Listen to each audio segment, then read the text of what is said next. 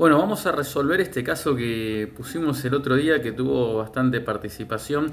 Este que estamos viendo en pantalla es el trazado que pusimos para análisis. La idea era debatir entre tres posibilidades, muy simple, muy sencillo.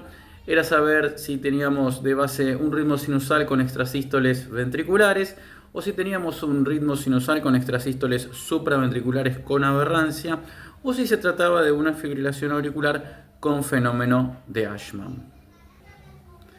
Dentro de lo que fueron los votos en nuestro grupo de WhatsApp, en un total de un poco más de 80 votos, casi 60, dieron a favor de que se trataba de un ritmo sinusal con extrasístoles ventriculares. Un poco más de 20 mencionaron que se trataba de un ritmo sinusal con extrasístoles supraventriculares conducidas con aberrancia. No tuvo ningún voto a favor lo que es la fibrilación auricular con el fenómeno de Ashman.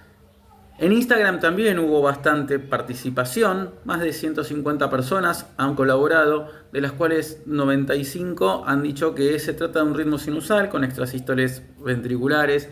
Un bajo porcentaje, pero bastante importante también, han dicho que se tratan de unas extrasístoles supraventriculares conducidas con aberrancia y una ínfima cantidad de votos dieron a favor de lo que es la fibrilación auricular con el fenómeno de Ashman. Es interesante tener en cuenta que la gran mayoría ha ido prácticamente por lo que es el camino correcto. En sí lo que se trata de un ritmo sinusal con extrasístoles ventriculares y no con conducción aberrante. Ahora vamos a tratar de desmenuzar un poquito el porqué de estos resultados. Lo más importante es entender que, por suerte, salvo un escaso porcentaje, casi nadie ha apostado a que se trataba de una fibrilación auricular con un fenómeno de Ashman. Para definir que obviamente no se trata de una fibrilación auricular ni de un fenómeno de Ashman, lo primero que tenemos que descartar es que sea una fibrilación auricular, justamente porque se trata de un ritmo sinusal. Si ustedes se fijan, ahí están bien marcaditas los que son las ondas P, enmarcadas con esos círculos de color azules. Es un Holter de 3 canales y en los 3 canales se puede ver bien nítida y de manera bien distinguible lo que es la onda P con la conducción hacia el QRS. Independientemente de esto, o sea, no estamos en presencia de una fibrilación auricular, sino que de base presentamos un ritmo sinusal. Ahora lo importante es entender por qué estamos en presencia de extrasístoles ventriculares y no de supraventriculares con aberrancia. Primero me gustaría tratar de entender que puede llegar a ser muy tentador pensar que estamos en presencia de extrasístoles supraventriculares con conducción aberrante, dado que si nos ponemos a observar lo que es el eje del QRS, en los 3 canales es igual al latido de base, o sea, tenemos una misma dirección del QRS en el latido de base. Entonces uno puede pensar, es bastante parecido al latido de base, solo que un poco más ancho. No está mal recurrir al eje del QRS para compararlo con el latido de base, dado que puede ser un valor importante. No obstante, eso cobra mayor importancia cuando tenemos un electrocardiograma de 12 derivaciones. En un Holter de 3 canales, el eje no gravita como concepto, no gravita como recurso, porque obviamente no lo podemos tener en cuenta, primero porque no son derivaciones, segundo porque son canales que son imitaciones de las derivaciones, y tercero porque son 3. Por lo tanto, en este caso, el eje no nos ayuda, que puede llegar a ser lo único que pueda jugar a favor de que sean extrasístoles supraventriculares con aberrancia, pero no lo son. ¿Por qué tenemos que darnos cuenta de que se tratan de extrasístoles ventriculares? Cuando nos encontramos con latidos ectópicos en un ritmo sinusal que son de QRS ancho, siempre es importante tratar de entender cuál es la relación PQRS que hay con este latido ectópico. Cuando nosotros tenemos un latido que está anticipado y es ancho y completamente diferente al de base, lo primero que tenemos que tratar de encontrar es la P. Si no hay onda P visible bajo ningún punto de vista, es decir, si no hay onda P en la rama descendente de la onda T, si no hay onda P en el ápice de la onda T deformándola, si no hay onda P visible, todo latido ancho es considerado latido ventricular hasta que se demuestre lo contrario.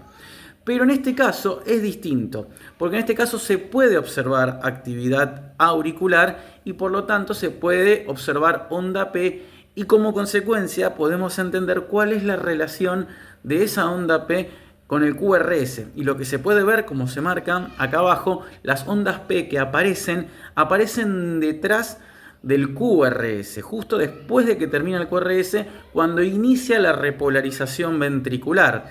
Motivo por el cual, si una onda P está detrás de lo que es el QRS, no puede haber consideración de una conducción AB anterógrada, es decir, de aurícula a ventrículo, porque para eso la onda P tiene que estar sí o sí antes del QRS y por lo menos con un mínimo segmento PR para ser considerada como onda P que conduce. Por lo tanto, si la onda P está detrás del QRS, esa onda P está completamente ajena a la actividad ventricular y por lo tanto esa actividad ventricular es propia del ventrículo y no es propia de la aurícula que esté conduciendo con aberrancia.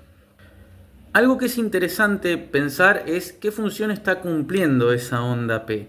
Porque como la vemos detrás del QRS, uno puede estar muy tentado a decir, ah, genial, es una retroconducción BA. Es decir, primero se despolariza el ventrículo mediante esta actividad ectópica, mediante esta extrasístole, y esta despolarización ventricular toma el haz correspondiente al ventrículo, la rama correspondiente al ventrículo, ya sea la rama derecha o alguna de las semirramas en el caso del ventrículo izquierdo, y asciende de manera retrógrada hacia las aurículas por el sistema de conducción haciendo el camino inverso.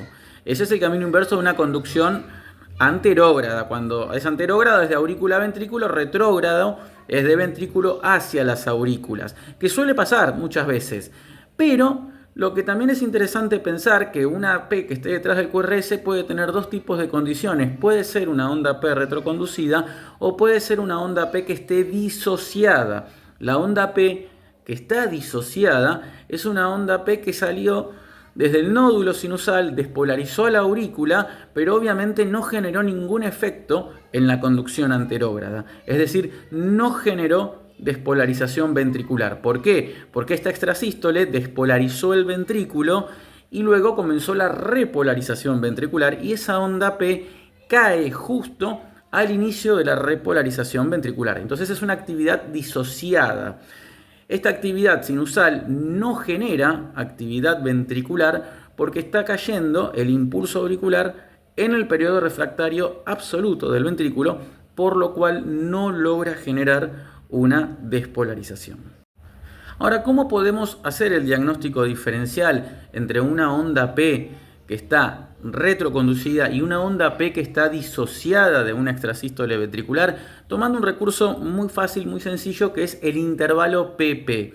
En este caso las extrasístoles están bastante consecutivas, es decir, tienen una aparición de bigeminia, motivo por el cual es bastante difícil encontrar por ahí 2 ciclos o 3 ciclos PP juntos. Los suele haber, usualmente los suele haber, pero lo importante es ir tomando los intervalos PP previo al evento de las extrasístoles, ya sean aisladas, bigeminadas o trigeminadas, y esos intervalos PP ir traspolándolos, es decir, agarrar un caliper, si es un holter puede ser de manera vertical, o también se pueden utilizar una vieja usanza usando papel y lápiz en donde marcamos las ondas P, marcamos el intervalo PP, lo vamos corriendo y así vamos a poder saber que si el intervalo PP se mantiene bastante igual o bastante regular en el contexto de las extrasístoles, entonces estamos en presencia de una disociación. Son extrasístoles ventriculares con disociación AB.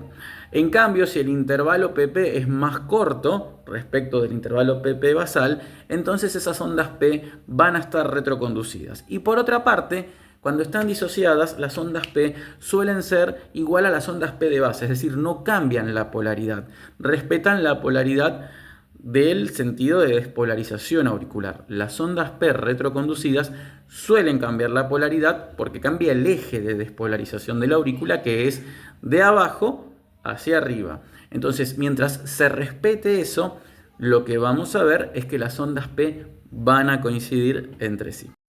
Por lo tanto, el diagnóstico que podemos dar en este caso es que son extrasístoles ventriculares. ¿Pero cómo aparecen estas extrasístoles ventriculares?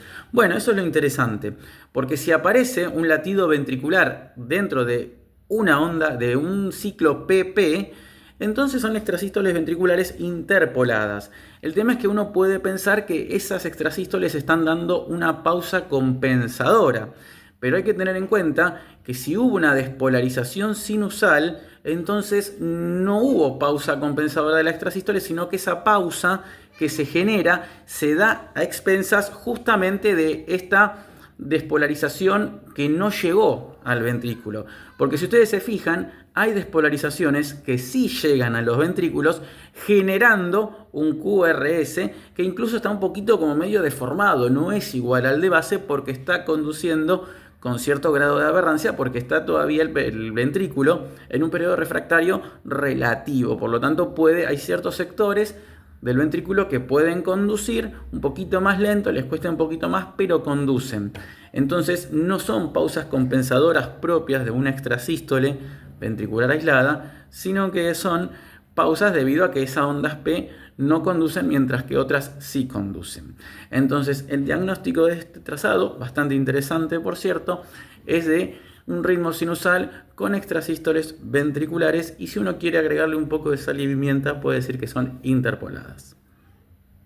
Decimos que son interpoladas porque no tienen pausas compensadoras. Agradecemos a todos los que participaron, se sumaron, esperamos que les haya servido, que hayan podido aprender y por supuesto cualquier tipo de comentario que quieran aportar para sumar, lo escriben, me lo dicen y en una próxima edición de estos videos lo hacemos saber. Muchas gracias y nos vemos en las próximas.